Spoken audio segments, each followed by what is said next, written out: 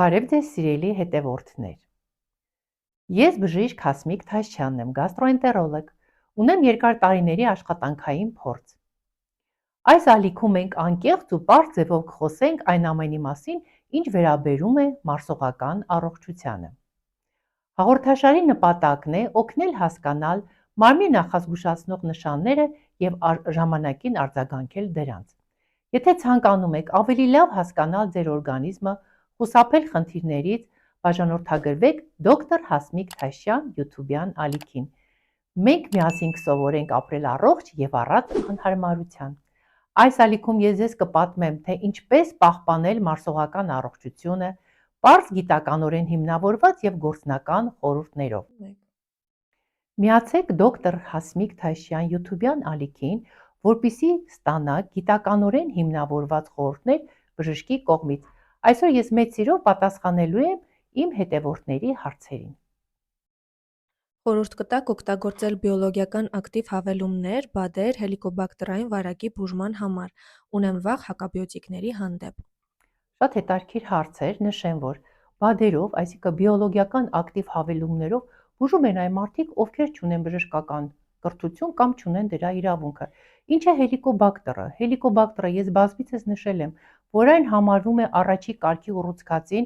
և իհարկե բիոլոգիական ակտիվ հավելումներով բուժումը համարվում է անիմաստ։ Հելիկոբակտերը ինչ է անում։ Հելիկոբակտերը ընկնելով մեր ստամոքսի լորձաթաղանթի վրա, առաջին առաջացնում է գաստրիտ։ Չեք բուժում, այնուհետև այն վերածվում է էրոզիայի, այնուհետև խոցի, իսկ չբուժվելու դեպքում այն դառնում է ստամոքսի ուռուցք։ Ստամոքսի ուռուցքները 99%-ով պայմանավորված են հելիկոբակտեր պիլորի վարակով։ Եթե դուք ունեք վախ, ես հիմա ասեմ, ճիշտ է, հակաբիոտիկները դրանք կոնֆետներ չեն և նրանք ունեն բազմաթիվ կողմնակի ազդեցություններ, սակայն դուք պետք է ընտրեք հակաբիոտիկների կողմնակի ազդեցությունը և ուռուցքը։ Երկուսի միջև դուք պետք է ընտրություն անեք։ Ուստի դուք մի փորձեք բուժվել այն մարդկանց մոտ, ովքեր չունեն բժշկական կրթություն,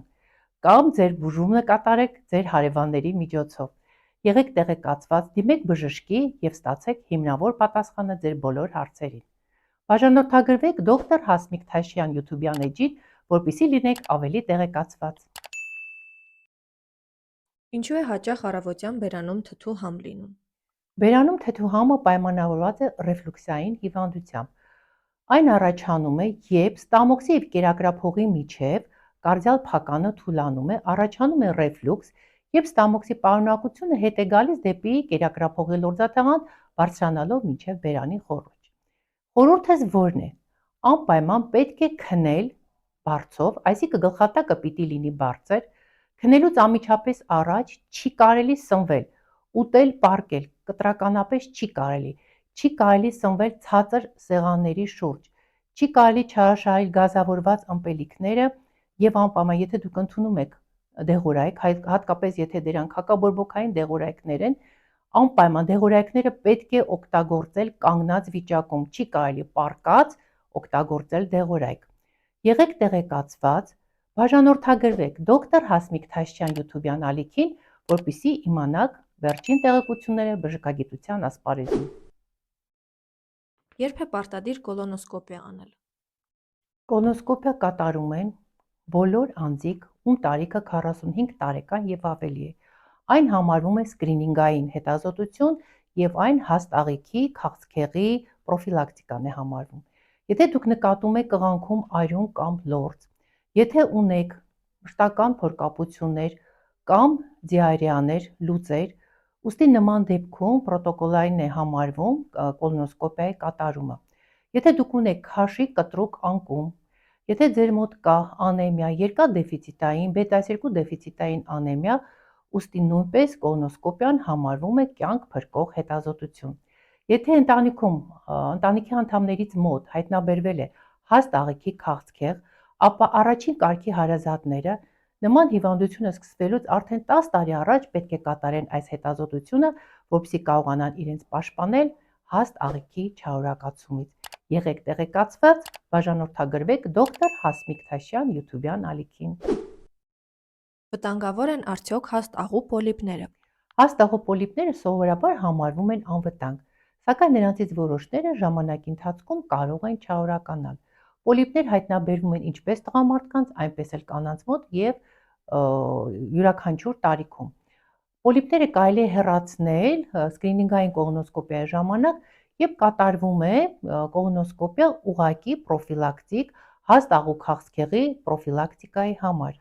Եղեք տեղեկացված, ժամանակին կատարեք կողոնոսկոպիա եւ հեռացրեք անցանկալի պոլիպները։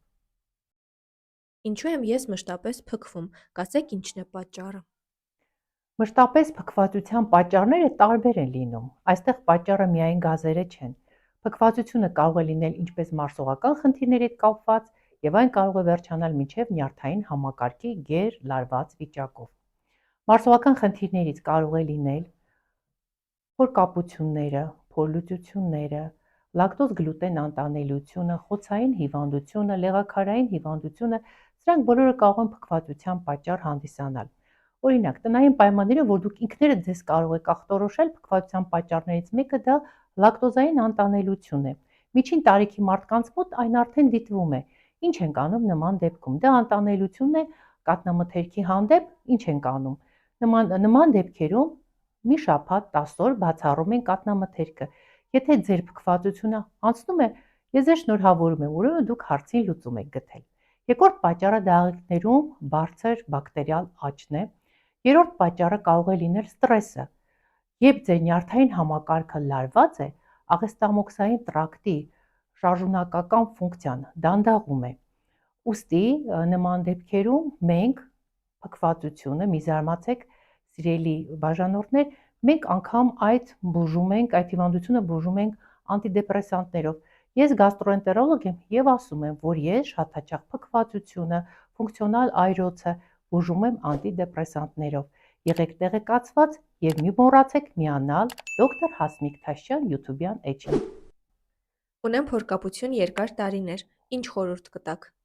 Փորկապությունը շատ տարածված երևույթ է, այն մարսողական համակարգի ամենատարածված հիվանդություններից է համարվում։ Սովորաբար տնային պայմաններում ինչ կարող եք անել փորկապության դեպքում, նախ ամենաառաջինը դուք քչացրեք լուծողականների քանակը։ Սովորաբար փորկապությամբ տառապող մարդիկ շատ չարաշահում են լուծողականները։ Ունեցել եմ պացիենտներ, ովքեր 8-10 տարի անվերջ օգտագործում են սենադեքսին, սակայն նշեմ, որ սենադեքսինի երկարատև օգտագործումը կարող է ազդել ձեր լյարդի վրա։ Երկրորդը, օգտագործեք մեծ քանակությամբ հեղուկներ, 2 լիտր, ոչ պակաս։ Սնվեք օրական 3-ից 4 անգամ։ Մի անտեսեք աղիքները գործելու կանչը։ Ձեր մոտ ստեղծեք ռեժիմ օրվա մեջ նույն ժամին աղիները դատարկելու համար։ Եվ օգտագործեք բնական միջոցներ, ինչպիսիք են օրինակ կիվին, փսիլիումը, շատ լավ է նաև չիայի սերմերը, եւ դուք կարող եք սարքել պատրաստուկ երեկոյան եւ առավոտյան օգտագործել։ Եթե ձեզ մոտ փորկապությունը առաջացել է կտրուկ ու ձեր տարիքը 45 եւ ավել է, ուստի պարտադիր է համարվում կոլոնոսկոպիայի կատարումը, քանի որ այն կարող է հաստաղիկի ուռուցքի ազդանշանը լինել։ Եղեք տեղեկացված եւ հետևեք մեր նորություններին։ Ես ժամանակ առ ժամանակ մաքրում եմ իմ աղիքները, ճիշտ եմ արդյոք անում։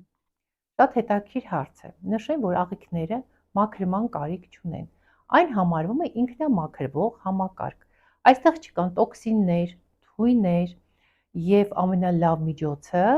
աղիքների մաքրման դա ժամանակին աղիքների դատարկումն է։ Օգտագործեք ավելի բնական միջոցներ, ինչպիսիք է ջուրը, օրական 2 լիտր, ոչ պակաս։ Օգտագործեք կիվի, փսիլիում, շատ լավ միջոց է աղիքների դատարկելու համար, սև սուրճը, առավոտյան օգտագործեք սև սուրճ եւ ձեր աղիքները 10-15 րոպե հետո կարող են գործել։ Նշեմ նաև սուրճը ունի նաև միզամուղ, արտահայտված միզամուղ էֆեկտ։ Կուզենայի այսօր խոսել աղիքների մաքրման ապարատային միջոցի մասին, որը կոչվում է գիդրոկոլոնոթերապիա։ Այս մեթոդը իր մեջ շատ մեծ ռիսկեր է պարունակում, քանի որ այն կատարվում է բարձր ճնշման տակ եւ մեծ քանակությամբ ջրի քանակով։ Եվ մարդիկ չիմանալով, որ իրենք իրենց անամնեզում ինչ կարող են ունենալ, կամ հաստաղիքում ունեն արդյոք խնդիր, որը կարող է դիտվել պոլիպների տեսքով, կարող է դիտվել դիվերտիկուլոզների տեսքով, կարող է եւ վերջապես դուք ունենաք հաստաղիքի քաղցկեղ եւ նման ապարատային ագրեսիվ միջամտությունը կարող է ձեզ համար ճակատագրական լինել։ Այնպես որ յուրաքանչյուր անգամ որևէ մեթոդի դիմելիս պարտադիր քննարկեք բժիշկ մասնագետի հետ եւ չեք մոռանում բաժանորդագրվել դոկտոր Հասմիկ Թաշյան YouTube-յան էջին։ Եղեք առողջ։ Այժմ անցնենք բլից հարցերին եւ պատասխաններին։ Կարող է ստրեսը առաջացնել այրոցներ կամ լուծեր։ Այո, կարող է առաջացնել, այն ազդում է թթվայնության վրա եւ ազդում մարսողական համակարգի շարժունակության վրա։ Ինչ նշաններ են վկայում լակտոզային անհանդուրժողականության մասին։ Լակտոզային անհանդուրժողականության ժամանակ ունենում եք խիստ արտահայտված փքվածություն, լուծեր եւ ցավեր որովայնում։ Կարող է պարբերական որովայնի ցավը լինել առանց լուրջ հիվանդության։ Այո, իհարկե, այն կարող է կապված լինել ինչպես ստրեսի հետ, այնպես էլ ձեր ընդունած սննդակարգի հետ։ Արդյոք գազավորված ըմպելիքները վնասում են ստամոքսը։ Գազավորված ըմպելիքները ոչ միայն վնասում են ստամոքսը, այլ նաև նրանք այրոցի խթանման պատճառը կարող են լինել։ Արդյոք որոշ դեղորայքներ գրգռում են ստամոքսը։ Այո, դա հատկապես վերաբերվում է ոչ ստերոիդային հակաբորբոքային պրեպարատներին, որովհետեւ պարզ լինի կարող եմ ասել, օրինակ դիկլոֆենակը, օլֆենը, սրանք հակաբորբոքային պրեպարատներ են, որոնք ոչ միայն ազդում են ստամոքսի լորձաթաղանթի վրա, այլ նաև կարող են ստամոքսի խոցի առաջացման պատճառը լինել։ Թթի օղին բուժում է ստամոքսը։ Իհարկե չի բուժում։ Կարող է ալկոհոլը վնասել լյարդը, նույնիսկ քիչ օգտագործելիս։ Այո, ալկոհոլի անգամ մինիմալ քանակը կարող է վնասել ձեր լյարդը, եւ այստեղ կապ չունի ալկոհոլը սպիտակ է թե գունավոր։ Ունեմ կարմիր կետեր մաշկիս վրա, կապված է արդյոք լյարդիս հետ։ Ոչ, դա կապված չէ լյարդի հետ, դրանք համարվում են անոթային բարուրակ խալիկներ։ Վարակիչ է արդյոք հելիկոբակտեր պիլորին։ Այո, հելիկոբակտեր պիլորին համարվում է վարակիչ, քանի որ այն բակտերիա է։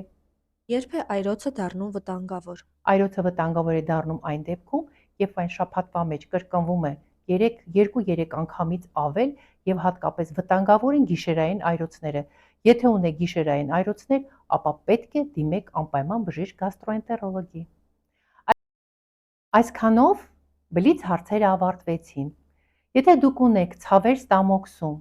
գանգատվում եք լյարդի ենթաստամոքսային գեղձի խնդիրներից, ունեք խիստ արտահայտված փքվածություն, դիմեք բժիշկ մասնագետի, տվյալ դեպքում բժիշկ գաստրոենտերոլոգի։ Մի զբաղվեք ինքնավորությամբ, որպեսզի չվնասեք ձեզ։